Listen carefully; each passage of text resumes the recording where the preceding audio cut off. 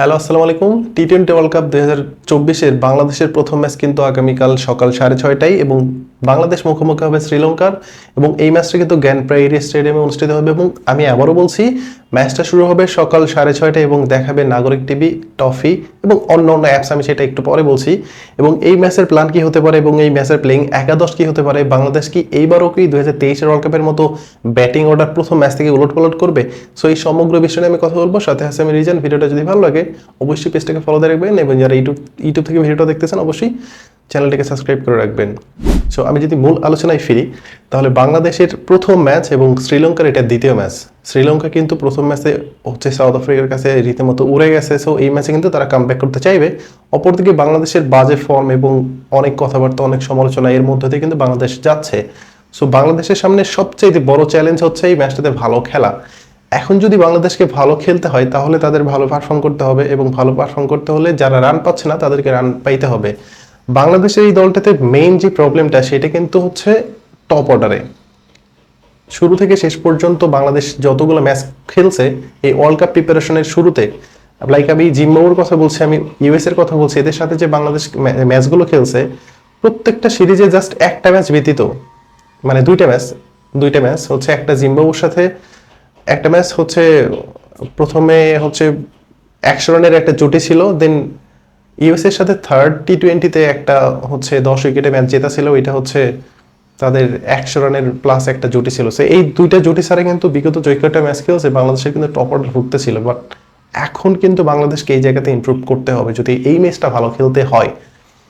অপরদিকে শ্রীলঙ্কার যে অবস্থা, শ্রীলঙ্কার সিচুয়েশনটা কিন্তু প্রায় সেম। তারা কিন্তু প্রথম যে ওয়ার্ম আপ ম্যাচ সেটা কিন্তু নেদারল্যান্ডের সাথে হেরে যায়, দেন মূল পর্বে সাউথ আফ্রিকার সামনে, এবং সাউথ আফ্রিকার বর্তমান যে ফর্ম সেটা কিন্তু অনন্য, মানে অসাধারণ, এবং এই গ্রুপের কিন্তু তারাই টেবিল টপার হবে। সো এটা আমরা জেনেই থাকি, বাট এইভাবে হারবে এটা কিন্তু আমরা কখনো এক্সপেক্ট করি নাই। এবং এই আমেরিকার যে উইকেটগুলো সেগুলো যে এরকম বাজে আচরণ করবে সেটা কিন্তু আমাদের ধারণার বাইরে ছিল, কারণ নর্মালি আইসিসি ইভেন্টগুলোতে কিন্তু বড় রান হয়, ব্যাটিং ফ্রেন্ডলি উইকেট হয়, এখানে ব্যাটিং বোলিং দুজনেরই একটু ভালো প্রভাব থাকে। বাট এবার ওয়ার্ল্ড কাপে যেটা আমরা লক্ষ্য করতেছি সেটা হচ্ছে যে পুরোটাই হচ্ছে বোলিংদের আন্ডারে চলে গেছে।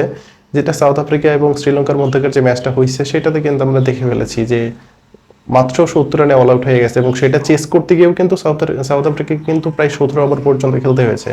সো এইবার ওয়ার্ল্ড কাপে কিন্তু বোলিংদের জন্য একটা ভালো একটা মানে পজিশন আছে এবং তাদের কিন্তু ভালো করার অনেক সুযোগ আছে। বাট ব্যাটসম্যানদের কিন্তু অনেক কঠিন একটা পরীক্ষা দিতে হচ্ছে। এর মধ্যে আবার বাংলাদেশের টপ অর্ডার রান পাচ্ছে না, জাস্ট মিডল ওভারের উপর ডিপেন্ড করে কিন্তু এই দলটা ভালো করতে পারবে না যদি শ্রীলঙ্কার সাথে ভালো খেলতে হয়। আমি যদি শ্রীলঙ্কার লাইন আপের কথা বলি, ওখানে কিন্তু পাথিরানা আছে, দেন হচ্ছে মাহেশ থিকসানা আছে, হাসারাঙ্গা আছে। সো এদের এগেনিস্টে কিন্তু বাংলাদেশ সবসময় একটু উইক থাকে। বাট এখানে কিন্তু রিকভার করারও সুযোগ আছে, কারণ পৃথিবীতে এমন কোনো বোলিং নাই যে তার এগেনিস্টে ভালো ব্যাট করা যাবে না। বাট এইটার ইমপ্রুভ করার জন্য ব্যাটিংদের অনেক বেশি কঠোর পরিশ্রম করতে হবে। বাট বাংলাদেশ কতটুকু প্রিপারেশন নিয়ে ফেলেছে এই ম্যাচটা ঘিরে, বাট এটা অ্যাকচুয়ালি ওইভাবে জানা নাই, কারণ তারা অতিরিক্ত অপশনাল প্র্যাকটিস বা প্র্যাকটিসে অনীহা এইসব কারণে হয়তো এই ম্যাচটা কি হতে যাচ্ছে সেটা আনপ্রেডিক্টেবল। কারণ বাংলাদেশ দল যেভাবে পারফর্ম করতেছে এবং তাদের প্লেয়ারদের যে কনফিডেন্স লেভেল সেটা কিন্তু অনেক লো হয়ে গেছে। সো এইখান থেকে কিন্তু গ্রো আপ করতে হবে এবং গ্রো আপ করে কিন্তু ম্যাচটা খেলতে হবে। সো এই ম্যাচের প্লেইং একাদশ কি হতে পারে আমি যদি সেটা একটাবার লক্ষ্য করি এবং খেয়াল করে দেখি যে এখানে কিন্তু একটু উলটপালট করবে হাথুরু সিং, এইটা তার হচ্ছে স্বভাব।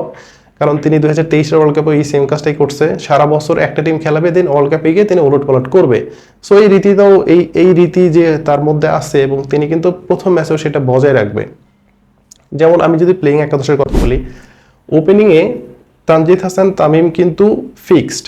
তার জায়গায় এখন কে খেলবে, সৌম্য সরকার নাকি লিটন কুমার দাস, এটা নিয়ে কিন্তু একটা কনফিউশন আছে। এই দুজনকে প্লেইং একাদশে খেলাবে, বাট কে খেলবে, সৌম্য সরকার নাকি লিটন কুমার দাস, এই জায়গাটা নিয়ে একটু প্রবলেম আছে। দেন নাজমুল হোসেন শান্ত, তাওহিদ হৃদয়, সাকিব আল হাসান, মাহমুদুল্লাহ রিয়াদ। এরপরে যে 7 নম্বর পজিশনটা সেইখানে এই সেম যে প্রবলেমটা ওপেনিংয়ে যেটা দেখতেছিলাম যে ওইখানে সৌম্য সরকার খেলবে নাকি লিটন কুমার দাস খেলবে, এই সেম প্রবলেমটা কিন্তু বাংলাদেশের 7 নম্বর পজিশনেও, এখানে কি লিটন দাস খেলবে নাকি সৌম্য সরকার খেলবে, এই জায়গাটা নিয়ে একটু কনফিউশন আছে। বাট এখানে সবচেয়ে বড় মিসিং যেটা সেটা হচ্ছে যে জাকের আলীকে আমরা এতদিন হলো প্রিপেয়ার করলাম ওয়ার্ল্ড কাপে খেলানোর জন্য, বাট তাকে কিন্তু বলির পাঠা বানানো হলো এবং তাকে কিন্তু দল থেকে বাদ দেওয়া হলো, কারণ তিনি মোটামুটি একটা নতুন প্লেয়ার। তার উপর দিয়ে এইসব গেলে হয়তো কেউ ওইভাবে বুঝবেও না বা জানতেও পারবে না, যেটা গত ওয়ার্ল্ড কাপে হচ্ছে গত 2023-এর ওয়ার্ল্ড কাপে কিন্তু তাহিদ হৃদয়কে বোলের পাঠা বানানো হয়েছিল, তাকে আজকে একটা পজিশন, কালকে আরেকটা পজিশন, তারপরে আরেকটা পজিশন। কারণ জুনিয়র খেলোয়াড়, সে তো কোনো কিছু বলতে পারবে না।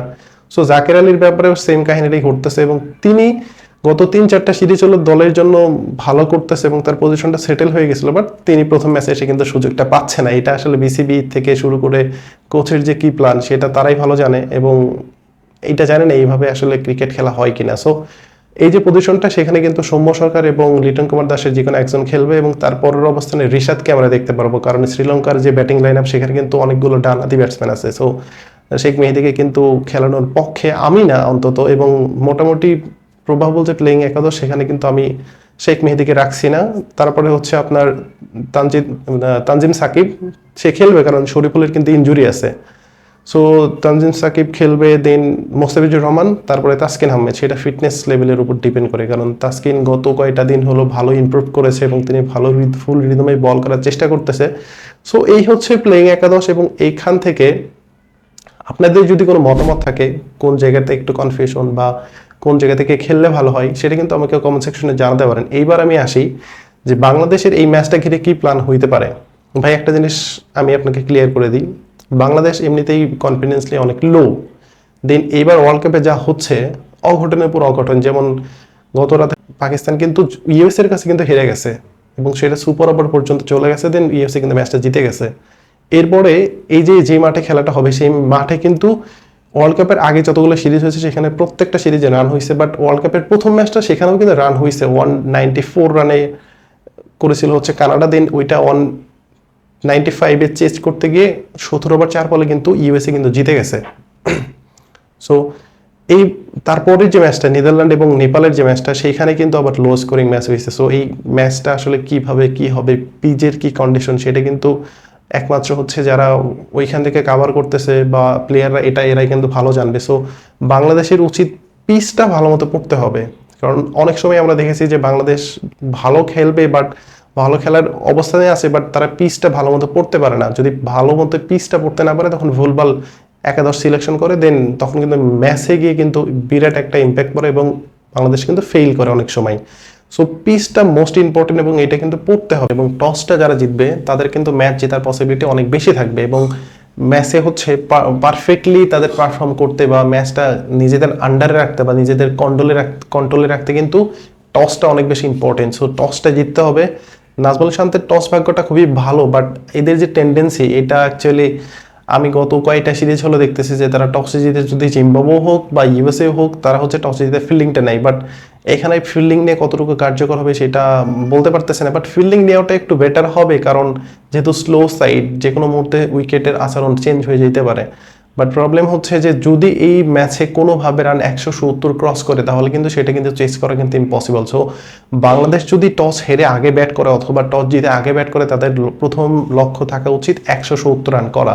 যদি 170 রান করতে পারে তাহলে কিন্তু এই রানটা চেস করা কিন্তু অত সহজ না। বাংলাদেশের বোলিং লাইন আপ যথেষ্ট পরিমাণ ভালো এবং ব্যালেন্স, বাট প্রবলেম দ্যাট বাংলাদেশের কিন্তু টপ অর্ডার ব্যাটসম্যানরা কিন্তু পুরোপুরি ফেইল। সো এদেরকে রানে ফিরতে হবে, এদেরকে ভালো কিছু করতে হবে। দ্যাটস ওয়াই বাংলাদেশ কিন্তু ওই ম্যাচে ভালো পারফর্ম করতে পারবে। সো আপনাদের প্রেডিকশন কি হতে পারে, দেন হচ্ছে আপনাদের প্লেইং একাদশে কারা কারা থাকতে পারে বা ম্যাচে কোন জায়গাতে বাংলাদেশের ইমপ্রুভ করার জায়গা আছে, সো এই সব বিষয়ে আপনি আমাকে কমেন্ট সেকশনে জানতে পারেন।